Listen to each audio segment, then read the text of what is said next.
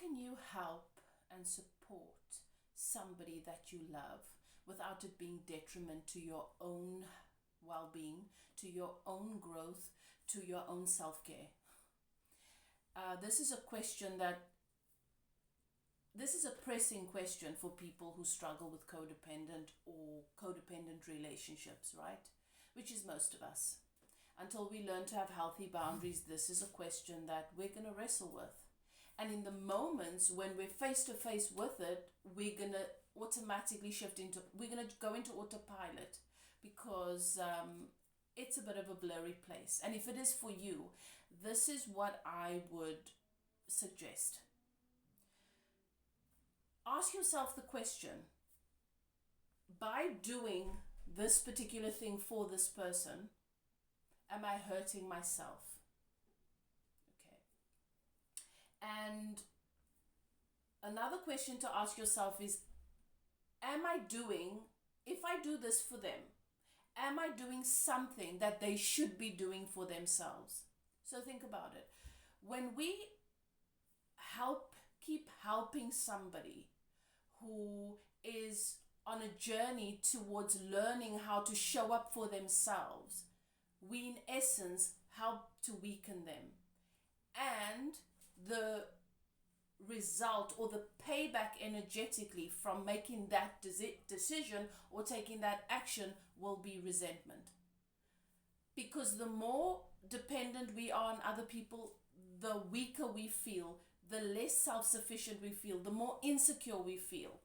And we never feel that we are able to take care of ourselves. So we do end up resenting those people. So it's very important that you ask yourself, this person is either asking me, or I can recognize that they're in a place where something needs to be different. They need help. But do they need that help from me, or do they need that help from themselves? Very important question. You need to understand there's a difference between helping and supporting. Those are two different things. Okay. And you should focus on how you can support somebody if you want to contribute to their growth, to their well-being, to their happiness. Okay, now this is the difference between help and support. When you help someone, you're attached to the outcome. So I'm borrowing you this money, so I expect you to do X, Y, and Z with it, right? Or I'm going to do this for you so that you can have this particular outcome. Now, when you are attached to the outcome, two things can happen.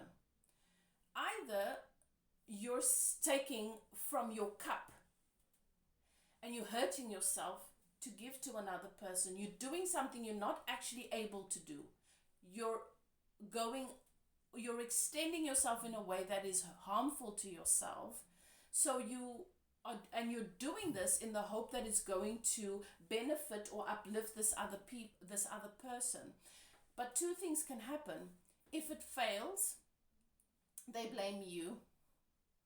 And if it's a success, then they forget about you. All right? And that's just how it goes. So if you're taking from your cup, you're taking money that you should be pouring into a particular area of your life to give it to somebody else. Once you've given it to them, they forget about you and they move on to, in their relationship with money, they will continue that cycle and they'll just go to the next person that will help them and so forth. But the chances of that coming back, when you have filled someone's cup and they have not been able to learn how to fill their own, it means that the chances of them ever filling that cup, that is just extended. Okay. The other thing that can happen, as I said, is if it fails, they blame you. And this is what happens with us. When we do not learn how to take care of ourselves, help ourselves, with the support of others, yes, we want to support one another. But when we are in a habit of receiving help from others, we do tend to hold them responsible for our happiness. So if I'm in a bad place, I look at everybody around me and I either expect that someone should help me, And if they are not, they are bad people, they don't care about me. So you are attached to the outcome for that person. And that is a dodgy place to be, because you are never responsible for what happens in their lives. They make their choices. Support is different. Support means that I am only offering you what you have asked for, and in my capacity. So I offer you either support by accompanying you, or paying a bill, or providing you with something you need because you've asked for it, and if it's not detrimental to my well-being. So those are the kinds of things you want to take into account. Am I going to be doing something that they should be doing for themselves? Is it harmful to me? And is it actually going to uplift them, or is it just going to keep them in a cycle of bondage, of needing other people and holding other people responsible for their well-being, which means they are never going to get to that empowered place? Everybody has their own process and their own journey. And there is divine ordinance. We are loved and we are love. And we have a constant stream of well-being flowing to us. Sometimes we look at other people's situations and we see it as lacking and we see it as sad.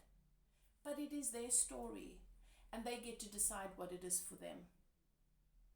They get to change it if they want or not. Sometimes we want to help where help hasn't even been asked from that particular person. Everybody else thinks that it needs to be done. So those are just some questions you want to ask yourself so that you know, am I being a selfish person? Am I being what I want to be for this person?